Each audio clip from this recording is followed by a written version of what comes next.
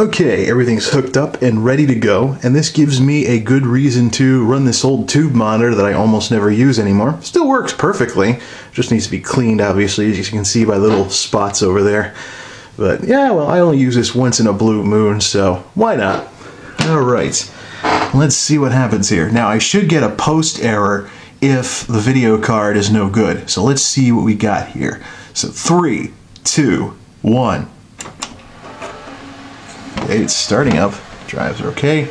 What beep are we gonna get?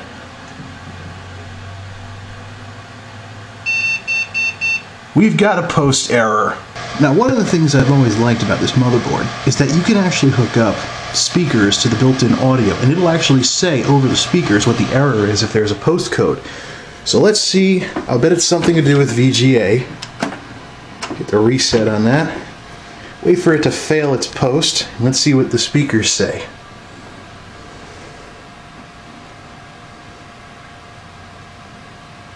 Any second now.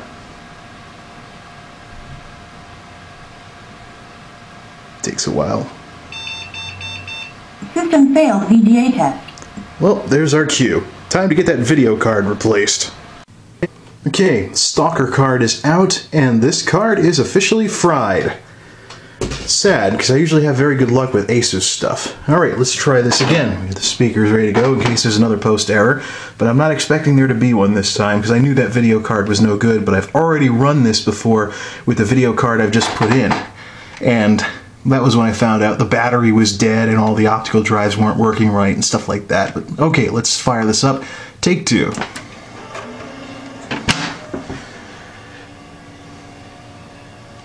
Making a little bit of noise. The bearings on that video card aren't in the best of shape, so it's probably going to make noise when you first turn it on. Alright, sounds good. And we've got ourselves a post screen. Let's enter the setup here, and let's start fiddling with some settings. Oof, look at that screen.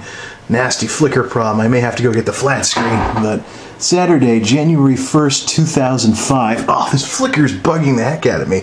But, okay, so everything's back to Saturday, January 1st, 2005. So, at least it's detecting the drives. I think I might have to get the LCD monitor. This is hideous. AMD Cool and Quiet enabled. I think I'm going to have to get the LCD monitor. This is just too much flicker vision going on here. I won't even stay focused. The flicker's throwing the camera off. Alright. Okay, I think I got the BIOS configured so we can get a decent startup screen and see what we're running here. A lot less flicker this time around. And the Athlon 64 processor 4000 plus. This is running 1.5 gigs of DDR333. So that's the specs that we're running with. That's pretty decent for Windows XP. I should know because I ran XP on this thing many years ago. I don't like the noise that that video card is making though. The bearings on that fan are kind of lousy. I have another one of those cards too, and it's not much better. So let's see what I can do about that to fix that without messing up the video card. Okay, the bearings on this Albitron video card are really getting on my nerves with all the noise that they're making. It's got a little tiny fan under there, as you can see, and it's just annoying. And I don't want to give my dad a noisy system, nor do I want to give him one where the video card dies after less than a year or something stupid like that. So let's find a different video card to put in this thing. I want this thing to run better than the machine he currently has, or any machine he can go out and buy off the shelf somewhere.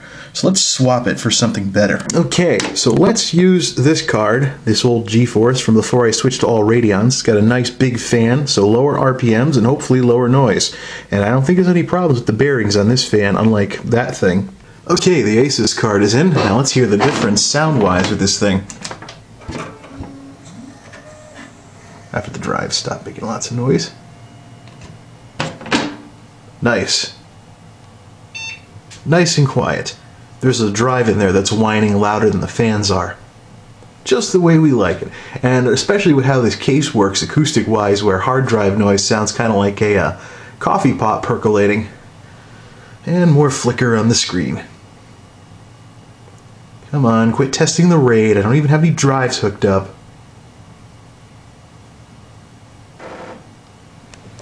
NT leader is loader is missing, etc. That's a good sign. Means everything up to this point works. So let's start installing Windows. Okay, we're up and running. We've got some basic Windows stuff going here, as well as, unfortunately, a lot of devices that are not installed because basically nothing on this motherboard works out of the box with a basic XP installation. That would be because this is a real Windows XP installation and not some recovery disk of any sort. So I got a bunch of stuff to set up. I brought everything over on an SD card from the crap top, which is now serving as the uplink to the internet to download everything. So what I'm going to do now is install all the device drivers, put some basic security software on this thing, and then bring it online by using its wired Ethernet to hook up to the laptop and then bridging the connections together. So this thing essentially becomes a wireless access point. Well, wired to wireless access point. I've done this before, so I'll just have to remember how everything works here. Okay, we're connected and uplinked through the laptop and already hitting some hurdles because this is a very old copy of Windows XP, which only comes with Service Pack 1. So before I can even access any of the Windows updates, I have to download Service Pack 2 and Service Pack 3. So what do we got here? This might take a while. Listen to that hard drive noise. Sounds more like it's thumping than clicking. That's the coffee pot noise I was talking about. So how do you like your coffee? Okay, Service Pack's installing. Pretty bored here. Let's degauss the screen just for the heck of it. This might be a blast for the past for some people. I remember I used to do that in computer class in high school, and some people that didn't know what that was thought I was breaking the monitor or something. Ah, good. Service Pack 2's installed, and now I can access Windows Update the normal way. Good. Let's start the downloading spree.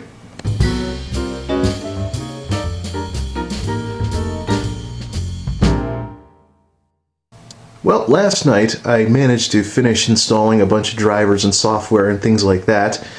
And then today I went to install the rest of it and had to make the hard decision to remove the sound card and the TV card from the system. Now the sound card, basically what happened was it looks like Creative has waved the magic wand of artificial obsolescence over this specific Audigy card. Because I went to download some drivers for it, and this card is listed as being end of life. And I'm like, what? Then again, it is a 10-year-old sound card, but it still works. I mean, this thing still works pretty well. And, you know, this thing right here, I mean, the only problem I've ever had was some of these jacks are getting a little worn. You know, we have this problem with e-waste in our society where things are getting so throwaway, and it just doesn't help when companies add to the problem by just saying one day, okay, not going to support this anymore. So I tried downloading the last available driver for this and got a download speed of 20K per second. Seriously, 20K per second? Do I really look like I want to spend a half hour downloading a driver for an old sound card? That's another thing too. I mean, it's an old sound card, yeah, but it's a sound card. You know, it's not like an old obsolete video card or anything. It just does sound processing. It's not like it's that dependent upon performance. I mean, ooh, a 30 decibel difference in the signal-to-noise ratio if you even have speakers that can properly reproduce 24-bit audio. I mean, I don't know. This can't bode well for sound card manufacturers in a day and age where more and more people are just saying heck with it and going with the onboard sound chips on the motherboards, because onboard sound chips these days do come with quite a bit of stuff. Last I checked, they could do surround sound, and some of them even had encoders on them, so you could encode to Dolby Digital or something like that and send the sound to a home theater system, similar to the setup that I use. But I don't know. I was very underwhelmed by Creative's latest X-Fi, so I may join that crowd myself. I'm almost thinking that other than EAX or something like that, there isn't much of a reason outside of gaming to have a good sound card these days. And even that's kind of going out the window because Windows 7 has some compatibility problems with EAX, and I have to use programs like Creative Alchemy to reintroduce hardware sound and things like that. The TV card was a lot more straightforward. This card's got a couple of years on it, and aside from possible driver issues, I'm also concerned that it might not be compatible with the cable TV signal because it came out before the whole analog to digital conversion. Then again, if anyone's going to wind up with a converter box, my dad's definitely it. I mean, he's got an old tube TV and VCRs for crying out loud. But This computer, I know, is largely going to be used for email and some basic internet stuff from time to time. I don't really, I think if he ever wants me to build him a machine that could make it so he never has to use a VCR again, we'll have that discussion again at a later date, and I'll probably pick a different form factor for the case than just having a desktop out there, since I know there are some nice low-power HTPC cases out there that look similar to a VCR or a DVR, but I'd love to build one of those one of these days, but we'll have that discussion again at a later date if it comes to that. So for now, let's go flicker vision going on here. Let's get some drivers and let's install some drivers for the onboard audio. Ah, nice. Setting the refresh rate to 60 Hertz cuts down a lot on the flicker vision on the CRT monitor. Now it's more like rolling shadow vision, but ooh, built-in sound. So this is what I could have been using all those years when I had this machine as my main computer. Let's see what we got here. We got equalizer, underwater, auditorium, bathroom mode, sewer pipe, and arena. Don't all these built-in sound chips have the same kind of settings on them? Hey, cool, a sound test. Let's see with it. Wow, real original material. Let's see what they have for a 3D audio test. Oh yeah, I've heard this a bazillion times on built-in sound chips. Hey, and we got the buzzing bee too, right? Yay for fake 3D effects. Let's play with some of the presets. Let's try the loopy music in bathroom mode. Not seeing much of a difference here. Sewer pipe? Auditorium? Okay, that sounds more convincing.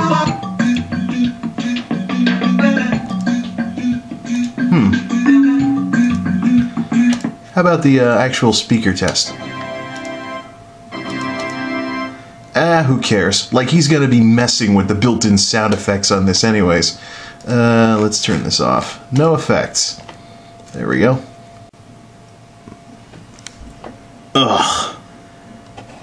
This fateful moment has arrived. I've been working on this computer for how long now, and now I gotta ruin it all by installing this thing. Oh well, I'm not the one who's still using that as an ISP. Anywho. Oh, I can hear him now. Oh, well, this is only $10 a month versus what you pay for broadband. Yeah, well, look at how quickly this is downloading and installing. This is why I pay the extra per month. Ugh, never thought I'd have to see this screen again. Well. Ooh, that's not good. You know, one thing about any kind of engineering or trades based on stuff like engineering, you need a massive attention to detail in order for things to work properly. Now here I am trying to test out the modem, right? And I'm having a hard time plugging this cable in. Look at this. Oh, this is a mess. Wow. It's hard to plug things in, hard to unplug things. Why? That little tiny piece of metal that's coming up as part of the case is obstructing the modem ports. So I'm going to move the modem up a slot, but wow, talk about fine details making a big difference. Looks like all the steel pieces in the middle kind of get in the way of the modem. Well, it's not like he's going to be plugging and unplugging stuff from the modem all the time anyways. Okay, let's see how this thing works. I think it's about ready to go here. Fire this thing up. Now, one of the problems my dad's been dealing with is the whole cheap computer syndrome, where the machine is built with not enough RAM, so it keeps having to use the hard drive all over the place and continuously going into the virtual, or switching over to virtual memory, which I don't like because, as we all know, hard drives are way slower than anything electronic. But that was how you built a cheap computer back in the day. You gave it not enough RAM and told your customer, good enough for you, just because the machine worked. Yeah, well, there's a difference between a machine working and a machine working well. I personally prefer machines that don't grind their hard drives for 15 minutes every time I click on anything. So, starting up Windows XP here. Oh yeah, even with a mechanical hard drive, he'll probably notice the difference. And starting up And there we are, on the desktop already. Looks like we're good to go. And there we have it. I think the biggest issue here is going to be, because it's Windows XP, whenever Microsoft pulls the support on this, we're going to have to upgrade a few things to get this thing running on Windows 7. That won't be hard to do, though. This thing still could use a little bit more RAM, and maybe now RAM won't be so ridiculously expensive now that the technology's got a few years on it and that whole pricing thing's been fixed. Just need to make sure it shuts down in a timely fashion, because I've had problems with slow shutdowns on Windows XP machines before. Come on. Any day now. That's more like it. Well, I'd say it's a computer. Till next time, this is MultimediaJay signing off. Thanks for stopping by.